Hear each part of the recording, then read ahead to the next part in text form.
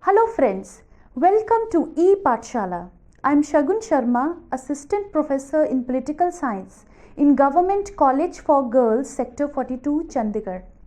The module which we are going to discuss today is Interdisciplinary and the study of international politics. Interdisciplinary does not reject the idea of academic disciplines. In fact, it makes all the disciplines talk to each other so that they do not develop as mutual aliens. Therefore, interdisciplinary does the task of making the interactions between different academic disciplines possible. At the same time, if these disciplines want to develop or evolve on their own, it tries to bring their limitations so that we can have a wholesome and comprehensive study. Interdisciplinary is a form of transgressive practice that involves purposefully combining two or more academic disciplines to create new knowledge. At least this is how the term is familiar to many who have heard of and practice it. The following description of Karl Marx's approach in Capital provided by David Harvey helps us make a telegraphic sense of what this practice entails. For Marx, new knowledge arises out of taking radically different conceptual blocks, rubbing them together and making revolutionary fire.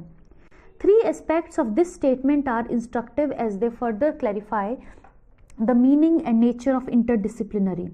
First, the method of Marx that Harvey describes, that of clubbing different conceptual blocks, indicates the essence of interdisciplinary. Any interdisciplinary effort requires combining two or more disciplines. Marx adopted at least three different traditions of thought: classical political economy, philosophical reflection and inquiry, and utopian socialism in Capital. Second, the outcome of this method is new knowledge. Whichever way we choose to understand newness, interdisciplinary results or is expected to result in new perspective. Our understanding of the workings of capitalism is given to us by Marx, and his ideas are still illuminating. Third, the new knowledge produced by an interdisciplinary method is purposive. These purposes could range from social transformation and revolution to correcting a lopsided account presented by a disciplinary tradition. Thus, interdisciplinary involves some form of boundary crossing, creation of new knowledge, and commitment to purposive action. Social science disciplines took shape in the 9th century, the period in which Marx wrote. It is even argued that disciplines were constructed in response to Marx's interdisciplinary dialectical approach. An outline of the emergence of social science disciplines. The trajectories of social science disciplines differ across contexts. Nevertheless, it is useful to view the emergence of social science disciplines as a series of intellectual responses to the extraordinary transitions attending the modern West. Modernization involved large-scale restructuring of human lives in the wake of several revolutionary processes. An emerging secular outlook required new anchors for new knowledge, as the old religious ones were discredited. Need was felt for a new corpus of knowledge about politics that put people at the center of ideas about political authority. Capitalism was swiftly pioneering a vastly new mode of economic activity, and it too had to be understood. Industrialization led to migration of humans from the countryside to the cities, causing upheaval in the existing patterns of human habitation. As cities were populated by these new human groups, the populations, strategies and policies had to be devised to manage and govern them. From the late 18th century onward, processes of modernization created the need for lending new order to Western societies, and the state, which had also emerged through the workings of these modern forces, was most suited to carry out this task. The quest for a new human order required considerable intellectual support, which was expected from the universities that were funded by the state. This is, of course, an outline. Trajectories of social science disciplines differed across Western states. but it serves as a useful background to understanding interdisciplinary. The key trend to note in this outline is the close relationship of social science disciplines and the geopolitical formation we commonly call the state. Western states experienced a long peace at home between the early 19th and early 20th centuries, and this enabled both the new human order and the social science disciplines to influence and emerge alongside each other. Soon, however, the states began experiencing crises that were simultaneously external, political, and economic, and these jeopardized the existing social order, or what was later described by Karl Polanyi as market society. The threat to this social order came from the alternative socialist model of human order, a twisted version of which was being practiced by the Soviet Union, that the populations in Western Europe and North America found appealing and were struggling to establish. The market society would have given way to a socialist society had they succeeded. However, this threat was met by a combination of state coercion and introduction of extensive welfare programs in the United States, United Kingdom and France, and through fascism in Italy and Germany. In the meanwhile, it became increasingly clear to critical intellectuals that social science disciplines were deeply complicit in perpetuating state policies that prevented societies from becoming socially just, economically equal, tolerant of diversity, and intellectually emancipated. These efforts at overcoming the crisis could not prevent the disastrous Second World War. The enormous war shook the foundations of Western social order and therefore of social science disciplines. Some interesting developments took place at this stage. First, while several of the social science disciplines seemed set to decline from here onward, the discipline of IR began to rise and take shape. Second, even though American leadership of the world capitalist economy enabled many Western European states to once again prevent their societies from turning socialist, it could not stall academic intellectual currents within these societies from turning both anti-disciplinary and anti-capitalist. One result of this was that in many European countries, disciplines gave way to radically new modes of analysis in which society, economy, politics, history, psychology, or philosophy were not seen as distinct domains of human affairs, but rather interrelated and interdependent ones. The body of knowledge described as post-structuralist and postmodern reflects this spirit.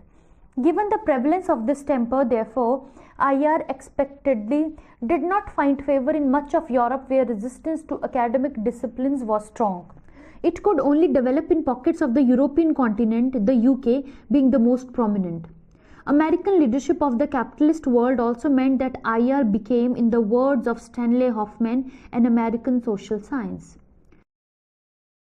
Calls for making disciplinary boundaries porous in the pursuit of social knowledge have grown since the late 1960s and more so since the end of Cold War. Many scholars argue that the world as a whole has entered a new phase of transitions during the past 5 decades.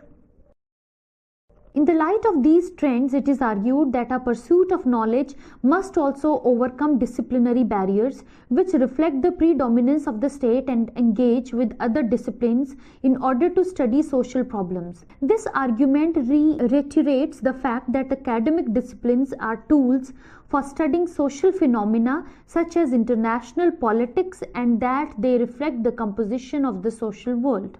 Disciplines disciplinarily and interdisciplinary.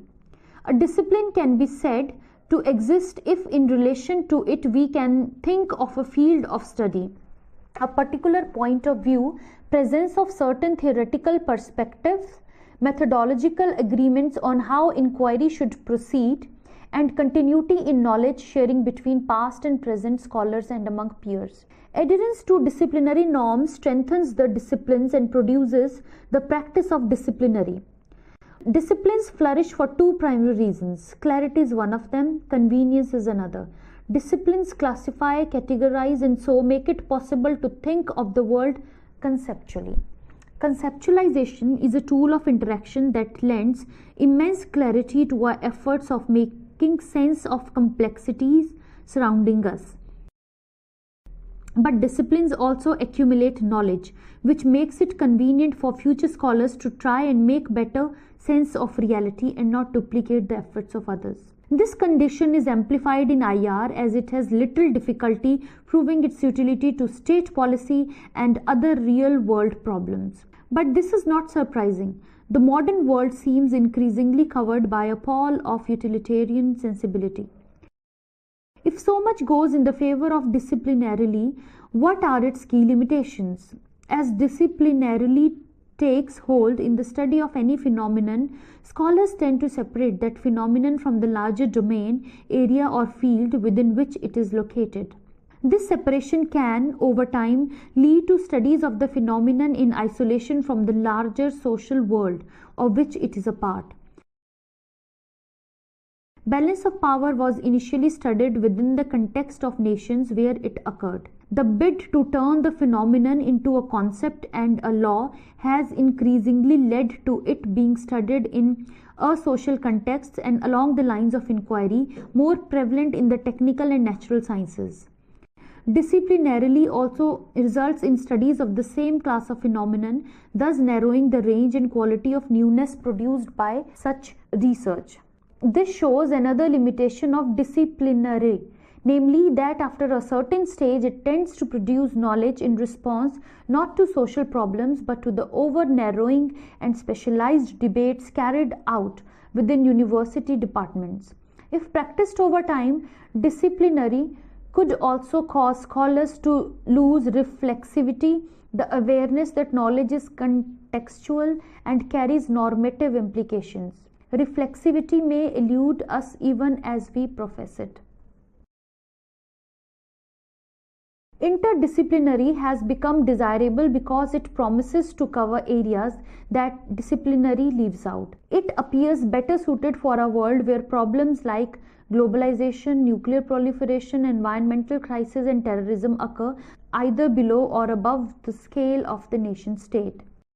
The discipline of IR is known for its resistance to interdisciplinary. There is widespread impression that IR is averse to interdisciplinary learning and that its gatekeepers work to marginalize scholarly attempts that try to bring newness to the discipline from other disciplines. Though these impressions are prone to some exaggeration, it is nevertheless important to ask why this is the case. Some peculiarities marks IR as they do other disciplines, and familiarity with at least two of them at the outset is useful.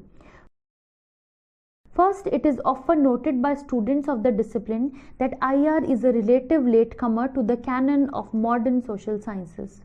By the time IR became a discipline in its own right, other major social science disciplines such as economics, sociology, history, philosophy, political science were already on the decline in Europe and under revision in North America. Second, as noted above, IR has also been described as an American social science.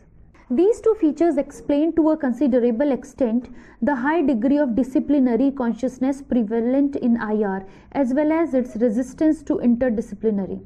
The feeling of being a latecomer to social sciences canon implies that the discipline has had a lot of catching up to do. Scholars seem driven by the objectives of attaining for IR the coherence, autonomy and status similar to other social sciences.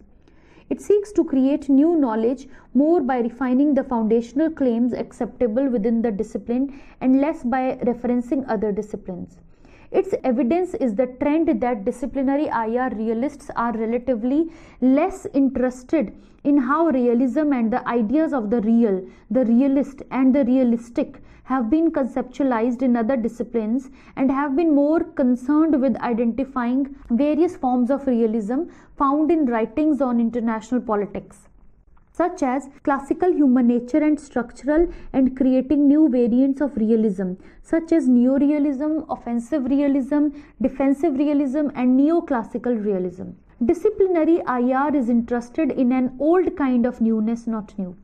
The proximity with the governmental apparatus and the desire to influence state policy has indirectly but determinedly influenced the discipline more in the direction of policy at the cost of theory. The inclination for policy has kept the IR theoretical discourse away from attaining the sophistication and methodological assuredness found in other social sciences. That IR significantly invests in preserving its autonomy as a discipline is also clear from the nature of its gatekeeping practices. Its degree programs are a comprehensive tool for reproducing conventional wisdom of the discipline. The range of research methods that are considered staple for disciplinary IR and taught to research students is also narrow. Those ideas that steer the study of international phenomena closer to models of natural science are privileged. Introduction to Auguste Comte's positivist perspectives of conducting social inquiry is followed by the accounts of demarcation of science presented by Karl Popper and the story of the progress of science by Thomas Kuhn. From the perspective of disciplinary IR, critical interdisciplinary approaches such as postmodernist, feminist and post-colonial may have interesting insights to offer, but these would need to develop into theories with their distinct research programs in order to move from the margins to the mainstream of the discipline. Disciplines seek to preserve their core, and so does IR. However, these practices appear extraordinary to those who work on the margins of the discipline as well as to scholars working with interdisciplinary frameworks. But as we take cognizance of these trends, it is equally important to be aware that major works in IR have emerged from scholars who have borrowed extensively from other disciplines or worked with multiple traditions of thought. Norman Engel and Leonard Woolf, whose writings partially precipitated the foundation of IR, wrote in response to problems of international cooperation and war and borrowed extensively from several established disciplines and their experience as authors and public intellectuals. Reinhold Niebuhr, one of the first in the line of American political realists, was a theologian, ethicist, public intellectual, current affairs commentator, and university academic. These influences are evident in his Moral Man and Immoral Society and the Irony of American History. E. H. Carr's The 20 Years Crisis, which is one of the foundational texts of disciplinary IR, reflects its author's background as a diplomat and primary vocation as a historian. Hans Morgenthau too was deeply familiar with European political and legal thought and integrated attention to international law in his studies of international politics. If Walt's Man, The State and War shows his background in political theory, his theory of international politics makes clear how heavily he borrows from anthropology, microeconomic theory, Leninist thought and Lacanian research methods. The mainstream version of constructivism offered by Alexander Wendt with social theory of international politics as its comprehensive statement involved intensive interdisciplinary. These examples illustrate that innovative works in IR have almost always been interdisciplinary. How do interdisciplinary and the study of international politics appear from the perspective of places like India that have been absent from the narratives of the emergence of the discipline? If ours is the world of nation states and if international politics is the study of politics among nations, then we must pay attention to something that continues to be ignored. For the terms international to be representative of the world it describes, it must take into account interactions between most nations of the contemporary world. This requires acknowledging that most of our nations were created, constructed, or imagined through and often in opposition to the workings of colonialism. India is an apt example of such a nation. It follows that any study of international politics that avoids recognizing this more accurate meaning of the international as a concept cannot offer a representative account of the modern and contemporary world politics. It also follows that disciplinary IR, which remains largely silent about colonialism and its role in making the most of the contemporary world, offers a woefully partial perspective, one that privileges the experiences of a handful of Western states, power formations related to them. What do colonialism and the histories of most of our nations mean for disciplinary IR and the study of international politics? The essay now engages these questions and argues that interdisciplinary is essential to studying international politics from the perspective of this most of the world. Silent histories of the disciplines. If the disciplines were constructed in the West, how do we in the rest, the most of the world, relate to it? It is useful to meet this question frankly and not shirk it, because location shapes social knowledge, including the knowledge of international politics. The old sensibility about the world looking different from different places is still very relevant. That history too consolidated its authority as a discipline of consequence in a similar fashion could be gleaned from the claim, advanced throughout the 19th century by eminent European scholars, that non-European societies did not possess history. Apparently, they were vegetating in the teeth of time. It is also implicit in the absurd and debilitating imposition of the European periodization of historical time on the histories of places such as the South Asian subcontinent. The history of India, for instance, gets periodized according to the European scheme of ancient, medieval, and modern. More damagingly, it has meant that values attached with these periods in Europe, the ancient as the golden age, the medieval as dark or barbaric, the modern as the age of enlightenment, reason, and progress, have become associated with Indian history. It would also be interesting to wonder how T.B. Macaulay's opinions on colonial India shaped the Whig interpretation of history, to which his writings provided a new orthodoxy in the 19th century. Furthermore, as Weber set about constructing sociology, he felt it necessary to include the studies of Indian and Chinese religions to complete his sociology of religions. Even before Weber, Marx felt a similar necessity to include discussions on the Asiatic mode of production to complete his account of the global workings of capitalism. The Asiatic addendum to the Marxist Ovier has caused considerable embarrassment to subsequent Marxists. Finally, there was always Indology, a discipline constructed to study those exotic aspects of the South Asian life world that were considered curious enough to warrant scholarly attention but not worthy of being studied within the fold of core disciplines like sociology, history, political science, and economics. Academic fields more closely associated with IR were no differently formed. Political theory from disciplinary IR borrows some of its key philosophical postulates about the nature of international politics and the source of conflict, has shaped its sensibility by passing judgments on non-Western societies.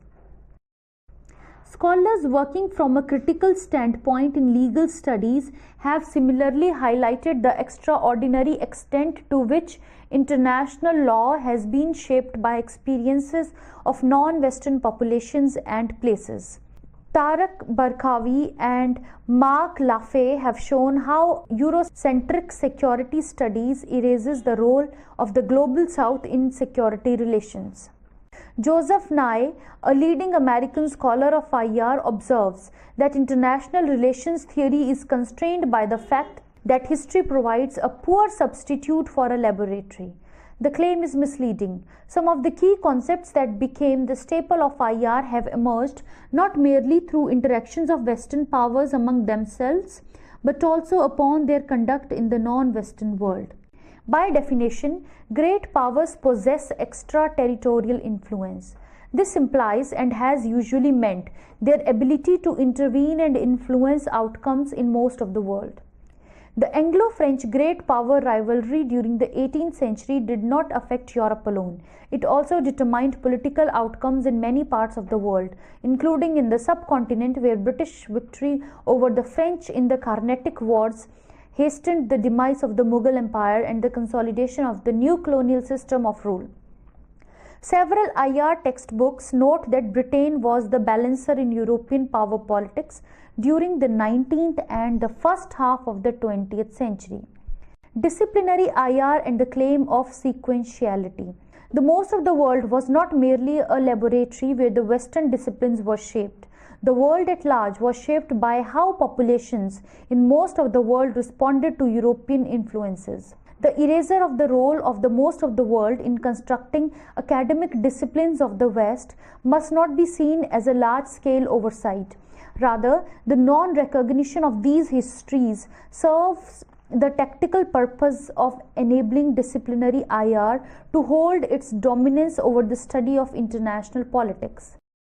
The academic study of international politics in most of the world followed the disciplinary line to a considerable extent. The Indian example is instructive in this regard. The imagination of Indian IR substantially resembles its Western, specifically American counterpart. The entire imaginative architecture of American IR, its key assumptions, the problematic important theories, key texts can be found present in the practices of Indian IR.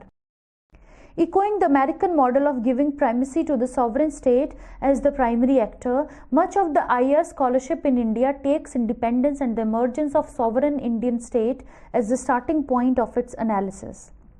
It remains vague or indifferent about the entire pre-independence colonial modern period, a period during which the colonial Indian state was constructed. A particularly strong indicator of the extent of similarities between the two variants is the almost uncritical acceptance in India of the normative claims about the discipline prevalent in American IR. Recovering simultaneity. Can an interdisciplinary perspective on world politics help us recover this simultaneity? It can. It can also help revise the study of international politics by throwing new light on the familiar terrains of the disciplinary IR. It is not very difficult to see that IR offers a narrative that privileges the West and erases the role of the most of the world in the emergence of international politics. Uncritical adopting of the disciplinary matrix of IR in places like India, which have historically been and are a part of the most of the world, tends to perpetuate lopsided accounts of the nature of international politics. Under the influence of the disciplinary perspective, an IR scholar from the most of the world considers the histories of her location, country, region or continent as being irrelevant or marginal to the study of international politics. This explains why there exists no serious awareness of the pre-1947 colonial period of modern India in Indian IR imagination, even though colonialism is one of the key global phenomena of modern times. Hardly has IR scholarship sought to establish the possible implications of colonial practices of this period on our understanding of international politics. Furthermore, it can cause misreading of the foreign policy priorities of a state. The practice of disciplinary IR in the most of the world reveals these major limitations. These limitations can be overcome if we adopt an interdisciplinary approach that could tell the story of international politics from the perspective of the most of the world. However, interdisciplinary here cannot resemble its standard meaning, that of combining methods or approaches from two or more disciplines. If disciplines shaped elsewhere produce misleading accounts of our past and present, an idea of interdisciplinary shaped elsewhere is unlikely to provide better accounts. As scholars like Chatterjee, Kaviraj and Nandi have shown, interdisciplinary in the context of most of the world implies extricating ourselves from the constraints of disciplinary knowledge while subjecting this knowledge to critical review. Since the most of the world do not have a separate discipline of their own, a narrative of international politics from their standpoint cannot be anything but interdisciplinary in this sense. To adopt an interdisciplinary stance on international politics, then, is to view with suspicion the fundamental claims of disciplinary IR. But suspicion must be also accompanied by arguments of our own. These arguments must be made not because they are morally superior or are likely to reflect some pristine indigenous wisdom. We must advance them, however unusual they may appear, because they can provide a corrective to the lopsided understanding of international politics we currently have. International politics from the perspective of the most of the world. An interdisciplinary view of international politics privileges the most of the world and differs considerably from the disciplinary reading on several counts. First, it guards against claiming, as mainstream disciplinary IR stance does, that international politics resembles a historical template of interactions between powerful actors. While that claim may be central to at least some disciplinary perspectives, such as realism, an interdisciplinary view considers it skeptically because of the sweeping yet partial nature of the claim.